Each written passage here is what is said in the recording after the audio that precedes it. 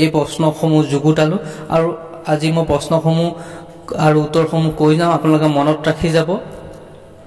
গতিকে আমি পলম নকৰোঁ, ভিডিঅ'টো আজি আৰম্ভ কৰি দিওঁ। আৰু আপোনালোকে কমেণ্ট কৰা নাই, কমেণ্ট কৰিবলৈ নাপাহৰিব কেনেধৰণৰ ভিডিঅ' বনাব লাগে বা কেনেধৰণৰ উত্তৰসমূহ আপোনালোকে বিচাৰে।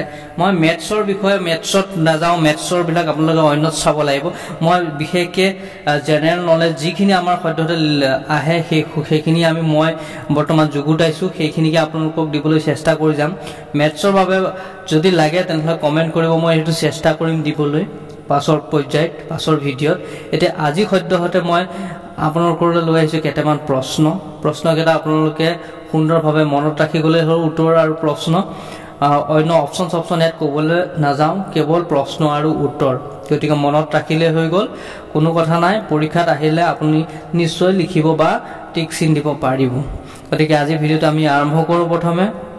প্ৰথম প্ৰশ্ন, কোনজন অসমীয়া কথাছবি পৰিচালকে প্ৰথমে ৰাষ্ট্ৰপতি পদক লাভ কৰিছিল?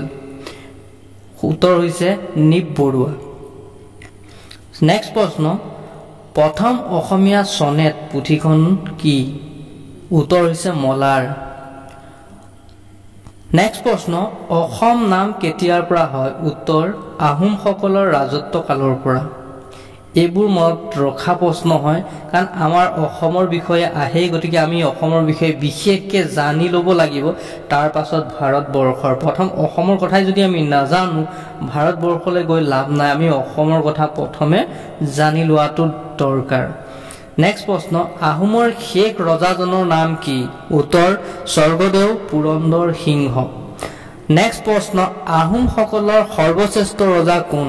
উত্তৰ স্বৰ্গদেউ ৰুদ্ৰসিংহ। ৰুদ্ৰসিংহ নামটো মনত ৰাখিব, তেওঁ আছিল সৰ্বশ্ৰেষ্ঠ ৰজা।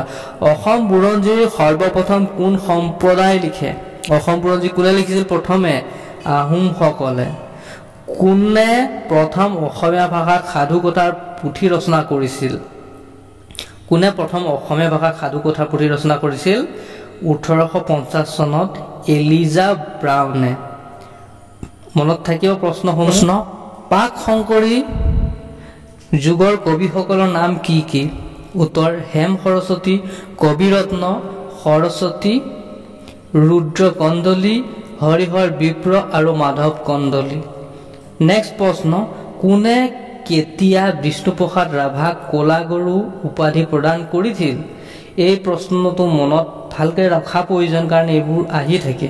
কোনে কেতিয়া বিষ্ণুপ্ৰসাদ ৰাভাক ক'লাগুৰু উপাধি প্ৰদান কৰিছিল? উত্তৰ হৈছে কাশী বিশ্ববিদ্যালয়ৰ উপাচাৰ্য সৰ্বপল্লী ৰাধাকৃষ্ণন মেননে 1940 চনত। মনত ৰাখিব লাগে এইটো প্ৰশ্ন বিশেষকৈ। 10 নম্বৰ নেক্সট প্ৰশ্ন, ধন্য নৰতনু ভাল নামৰ পুথিখন কোনে ৰচনা কৰিছিল? শংকৰদেৱৰ জীৱনৰ ওপৰত ভিত্তি কৰি সৈয়দ আব্দুল মালিকে এই উপন্যাসখন ৰচনা কৰিছিল। নেক্সট প্ৰশ্ন, কীৰ্তন ঘোষা আৰু নামঘোষাৰ ৰচক কোন? এইটো প্ৰায় জানেই বাৰু। উত্তৰ হৈছে মহাপুৰুষ শংকৰদেৱে কীৰ্তন ঘোষা আৰু মাধৱদেৱে নামঘোষা ৰচনা কৰিছিল। এতিয়া আমি নেক্সটলৈ যাম। নেক্সট, পূৰ্বতে আহোমসকল কোন ভাষা গোষ্ঠীৰ অন্তৰ্ভুক্ত আছিল? উত্তৰ পূৰ্বতে আহোমসকল টাই ভাষাৰ অন্তৰ্ভুক্ত আছিল। এইবাবে টাই আহোম বুলি কয় যে, টাই ভাষাৰ অন্তৰ্ভুক্ত আছিল। নেক্সট প্ৰশ্ন, অসমীয়া ভাষা উন্নয়নৰ বাবে বৰঙণি আগবঢ়োৱা দুজন মিছনেৰীৰ নাম কি কি? উত্তৰ তেওঁলোক হ'ল মাইলছ ব্ৰনছন আৰু নাথান ব্ৰাউন। নেক্সট প্ৰশ্ন, মামণি ৰয়ছম গোস্বামীৰ জন্ম কেতিয়া হৈছিল? উত্তৰ 1842 চনৰ 14 নৱেম্বৰত। নেক্সট প্ৰশ্ন, বৈষ্ণৱ ধৰ্মৰ প্ৰচাৰৰ গুৰুসকলৰ জীৱনীৰ ওপৰত ৰচিত এক শ্ৰেণীৰ সাহিত্য পুথিসমূহক অসমীয়া ভাষাত কি বুলি জনা যায়? উত্তৰ হৈছে ৰচিত পুথি। নেক্সট প্ৰশ্ন, সংগীত সাধনাৰ ক্ষেত্ৰত প্ৰথম অসমীয়া পুথিখনৰ নাম কি? উত্তৰ হৈছে সংগীত কোষ লক্ষ্মীনাথ বেজবৰুৱাই লিখা ইতিহাসৰ আন এটা নাম কি বুৰঞ্জী এতিয়া কিছুমান ইয়াত আহি গ'ল ইতিহাস আৰু বুৰঞ্জীৰ মাজতো ডিভেট সৃষ্টি কৰে যে ইতিহাসে এইখিনি লয় বুৰঞ্জী এইখিনি লয় তেনেকুৱাও শুনিবলৈ পোৱা গৈছে গতিকে ইয়াত ক'বলৈ গ'লে এটা শব্দতে প্ৰকাশ কৰিছে যে ইতিহাস আৰু বুৰঞ্জী একেই বুলি এতিয়া নেক্সট প্ৰশ্নলৈ আহিছোঁ নেক্সট প্ৰশ্ন অসমীয়া ভাষাৰ প্ৰকৃত গদ্য সাহিত্যৰ জন্মদাতা কোন উত্তৰ হৈছে ভট্টদেৱ অসমীয়া নেক্সট প্ৰশ্ন অসমীয়াৰ উপৰিও অসমত সৰ্বাধিক প্ৰচলিত ভাৰতীয় ভাষাকেইটা কি কি উত্তৰ হৈছে হিন্দী ইংৰাজী বঙালী বড়ো কাৰ্বি ইত্যাদি নেক্সট প্ৰশ্ন প্ৰথম অসমীয়া ছপা কৰা পুথিখনৰ নাম আৰু প্ৰকাশ চনটো কি উত্তৰ হৈছে ধৰ্ম পুস্তক 1813 চনত আত্মাৰাম শৰ্মাদেৱে প্ৰকাশ কৰিছিল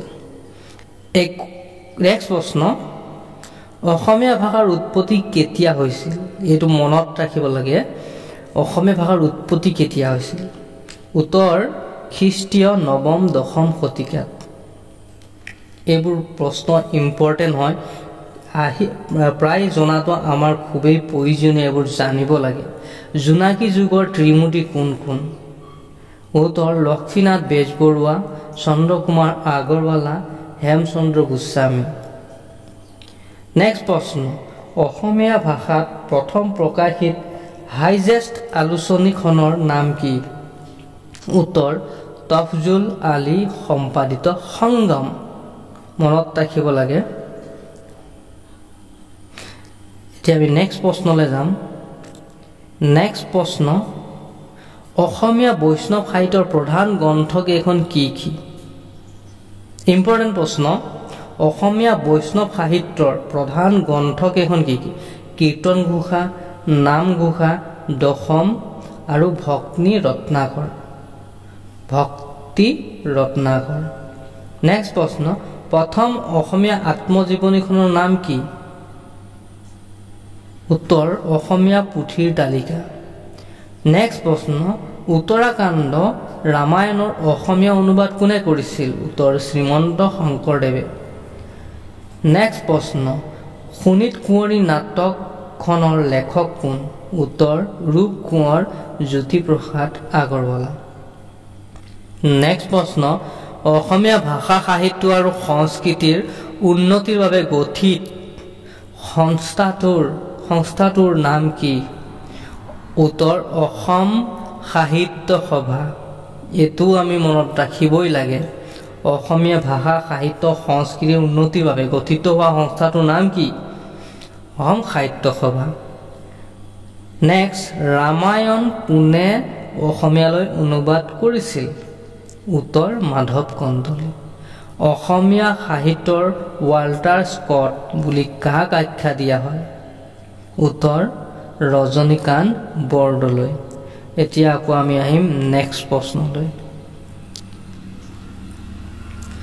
নেক্সট প্ৰশ্ন প্ৰায় সমগ্ৰ মহাভাৰত কোনে অসমীয়াত ৰচনা কৰিছিল মানে গোটেই মহাভাৰতখন কোনে কৰিছিল উত্তৰ Ram Saraswati grammatical notes of the Assamese language নামৰ পুথিখন কোনে লিখিছিল উত্তৰ নাথান ব্ৰাউন অনাতা যুগে সম্প্ৰচাৰ হোৱা অসমীয়া ভাষাৰ প্ৰথম নাটকৰ নাম কি বিন বৰাগী নেক্সট প্ৰশ্ন সাহিত্য একাডেমী বঁটা লাভ কৰা প্ৰথম অসমীয়া কাব্যগ্ৰন্থ বনফুলৰ ৰচক কোন প্ৰথম সাহিত্য একাডেমী বঁটা লাভ কৰা গ্ৰন্থখন হ'ল কাব্যগ্ৰন্থখন হ'ল বনফুল তেওঁৰ ৰচক হ'ল যতীন্দ্ৰনাথ দুৱৰা নেক্সট প্ৰশ্ন প্ৰথম অসমীয়া অভিধানখন কিমান চনত কোনে ৰচিত আৰু প্ৰকাশিত কৰিছিল উত্তৰ হ'ল 1867 চনত 1867 চন মাইলছ ব্ৰনছনে প্ৰথম অসমীয়া গদ্য সংকলন কথাগীতাৰ ৰচক কোন? উত্তৰ ভট্টদেৱ। নেক্সট প্ৰশ্ন, আনন্দৰাম ঢেকীয়াল ফুকনৰ দ্বাৰা ৰচিত কোনখন পুথি অসমীয়া ভাষাৰ প্ৰথম পাঠ্যপুথি? উত্তৰ অসমীয়া ল'ৰাৰ মিত্ৰ। নেক্সট প্ৰশ্ন, আনন্দৰাম ঢেকীয়াল ফুকনৰ দ্বাৰা এইটো অলৰেডি কোৱা হৈ গ'ল। নেক্সট প্ৰশ্ন, অসমীয়া ভাষা লিখনিত স্কট হেণ্ড পদ্ধতি প্ৰৱৰ্তন কৰা প্ৰথম ব্যক্তিজনৰ নাম কি? উত্তৰ ফণী শৰ্মা। নেক্সট প্ৰশ্ন, অসম সাহিত্য সভাই প্ৰকাশ কৰা প্ৰথম অসমীয়া অভিধানখনৰ নাম কি? চন্দ্ৰকান্ত অভিধান। নেক্সট প্ৰশ্ন, অসমৰ মুখ্য ভাষা কি? অসমীয়া। একেবাৰে চিম্পল প্ৰশ্ন, তথাপিও খুবেই প্ৰয়োজনীয়। নেক্সট প্ৰশ্ন, হিন্দী ভাষালৈ অনুদিত প্ৰথম অসমীয়া কিতাপখনৰ নাম কি? উত্তৰ চিত্ৰ ভাগৱত। নেক্সট প্ৰশ্ন, অসমীয়া ভাষা সাহিত্যৰ পিতৃ কোন? উত্তৰ শ্ৰীমন্ত শংকৰদেৱ। এইটো এটা ইম্পৰ্টেণ্ট প্ৰশ্ন। অসমীয়া ভাষা সাহিত্যৰ পিতৃ কোন বুলি কৈছে, কাৰণ সাহিত্য হিচাপে বুলি ক'লে আমাৰ বহুত মনলৈ আহিব পাৰে, কাৰণ বহুত আছে লেখক লেখিকা। গতিকে এই প্ৰশ্নটো মনত ৰখাটো খুবেই প্ৰয়োজনীয়। ভাষা সাহিত্যৰ পিতৃ বুলি ক'লে শ্ৰীমন্ত শংকৰদেৱ। নেক্সট প্ৰশ্ন, অসমীয়া চুটি গল্পৰ জনক কোন? লক্ষ্মীনাথ বেজবৰুৱা। শংকৰদেৱে প্ৰথম বৰগীতটো ক'ত ৰচনা কৰিছিল? বদৰিকাশ্ৰমত। নেক্সটলৈ আহিছোঁ, প্ৰশ্নলৈ আহিছোঁ, কোন ৰজাৰ দিনত গোসাঁই কমল আলি সজোৱা হৈছিল? উত্তৰ মহাৰাজ নৰনাৰায়ণ দিনত, কোচবিহাৰৰ পৰা নাৰায়ণপুৰলৈ। নেক্সট প্ৰশ্ন, বিষ্ণু ৰাভাক কলাগুৰু উপাধি কোনে প্ৰদান কৰিছিল? অলপ আগত ক'লোৱেই, সৰ্বপল্লী ৰাধাকৃষ্ণনে কাশী হিন্দু বিশ্ববিদ্যালয়। কোনটো হিমবাহৰ পৰা ব্ৰহ্মপুত্ৰ নদী উৎপত্তি হৈছে? উত্তৰ তামচুক খাম্বাৰ, মানস সৰোবৰৰ পৰা অলপ পূবফালে অৱস্থিত। এইটো প্ৰশ্ন মনত ৰাখিব লাগে। মানস সৰোবৰৰ পৰা উৎপত্তি বুলি আমি গম পাওঁ, তথাপিও হিমবাহৰ কথা যেতিয়া সুধিব আমি হিমবাহৰ নামটো ক'ব পাৰিব লাগিব। হিমবাহ অৰ্থাৎ বৰফৰ ঠাই, বৰফৰ য'ৰ পৰা বৰফ গলি পেলাই আহিছে মানস সৰোবৰলৈ, তাৰ পৰাই ব্ৰহ্মপুত্ৰ সৃষ্টি হৈছে। তামচুক খাম্বাৰ। নেক্সট প্ৰশ্ন, হাজোৰ পুৱামক্কা কোনে সজাইছিল? উত্তৰ গিয়াছুদ্দিন আউলিয়া। নেক্সট প্ৰশ্ন, ব্ৰহ্মপুত্ৰ ওপৰত সজা অসমৰ প্ৰথম দলংখনৰ নাম কি আৰু কিমান চনত মুকলি কৰা হৈছিল? এইটো সহজ প্ৰশ্ন বুলিয়েই কৈছোঁ। শৰাইঘাট দলং, 1962 চনত। এতিয়া আমি নেক্সট প্ৰশ্ন, এতিয়া 50টা অলৰেডি আমাৰ প্ৰশ্ন হৈ গৈছে আৰু দুটামান কওঁ। নেক্সট প্ৰশ্ন, হাজোৰ পুৱামক্কা কোনে সজাইছে? নেক্সট প্ৰশ্ন, অসমৰ প্ৰথম লোক আদালত ক'ত স্থাপন হৈছিল? উত্তৰ হাজোত। এইটো এটা প্ৰশ্ন ভাল মনত ৰাখিব লাগে। এইটো অকল গ্ৰেড 4, 3 বুলি নহয়, সকলোৱে মনত ৰাখিব পাৰে। কেতিয়া ক'ত কেনেধৰণৰ প্ৰশ্ন আহে কোনেও নাজানে। গতিকে আমি পৰাপক্ষত কিছুমান প্ৰশ্ন মনত ৰখাটো খুবেই প্ৰয়োজনীয়। অসমৰ প্ৰথম লোক আদালত ক'ত স্থাপন হৈছিল? হাজোত। অসমৰ প্ৰথম ছপাশালখনৰ নাম কি? উত্তৰ মিছন প্ৰেছ, শিৱসাগৰ। এই মিছন প্ৰেছটো প্ৰায় মানুহে মুখস্থ থাকে বা প্ৰায় সকলোৱে জানে যে ছপাশালখনৰ নাম কি বা ছপাশালখন ক'ত আছে, কিন্তু লোক আদালত প্ৰায় নাজানে। গতিকে সেই কথাবিলাক মনত আমি ৰাখিব লাগে। অসমৰ কোনখন ঠাইত কাঁহ শিল্পৰ বাবে বিখ্যাত? একেবাৰে সহজ প্ৰশ্ন এইটো, সৰ্থেবাৰী। ৰংঘৰ কোন স্বৰ্গদেৱে নিৰ্মাণ কৰিছিল?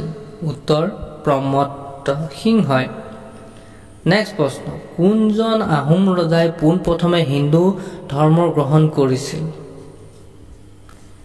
আহোমসকল যে হিন্দু ধৰ্মৰ লগত জড়িত হৈছিল বা হিন্দু ধৰ্ম গ্ৰহণ কৰিছিল কেতিয়াৰ পৰা আৰম্ভ হৈছিল কাৰ দিনৰ পৰা চুহুংমু এইটো চুহুংমু বুলি ক'লে তো আহোমসকলৰে এটা সুন্দৰ নাম চুহুংমু নেক্সট প্ৰশ্ন কোন ৰজাৰ দিনত ব্ৰহ্মপুত্ৰ নদীৰ মাজত উমানন্দ দেৱালয় নিৰ্মাণ কৰা হৈছিল উমানন্দ ক'ত সেই কথাটো আমি জানি ল'ব লাগে উমানন্দ গুৱাহাটীত নদীৰ ব্ৰহ্মপুত্ৰৰ মাজত অৱস্থিত আৰু সেই উমানন্দ দেৱালয় কোনে সজাইছিল গদাধৰ সিংহই 1994 চনত মূলা গাভৰুৰ স্বামীৰ নাম কি ফ্ৰান্সেংমু বৰগোহাঁই গতিকে বন্ধুসকল আজিলৈ ভিডিঅ'টো ইমানতে শেষ কৰিছোঁ আকৌ নেক্সট ভিডিঅ' আকৌ লৈ আহিম বৰ্তমান মই যুগুতোৱা প্ৰশ্নসমূহৰ ভিতৰত প্ৰায় অসমৰে বুৰঞ্জী ইতিহাস লেখক লেখিকা ভৌগোলিক পৰিৱেশ ইত্যাদিখিনি মই যুগুতোৱা হৈ গৈছে তাৰে আপোনালোকৰ ওচৰত কম বেছি পৰিমাণে মই আগবঢ়াইছোঁ আৰু কেনে ধৰণৰ আপোনালোকে বিচাৰে সেইটো কমেণ্ট বক্সত কমেণ্ট কৰিলে হয়তো মই আৰু উপকৃত হ'ম আৰু তেনে ধৰণৰ ভিডিঅ' আপলোড কৰিম বা আপোনালোকৰ সুবিধাৰ্থে দিবলৈ চেষ্টা কৰিম গতিকে কমেণ্ট কৰি জনাবলৈ নাপাহৰিব চেনেলটো যদি ছাবস্ক্ৰাইব কৰিবলৈ এতিয়াও বাকী আছে কৰি দিয়ক আৰু ভিডিঅ'টো লাইক কৰক নেক্সট ভিডিঅ'ত লগ পাম জয় আই অসম ধন্যবাদ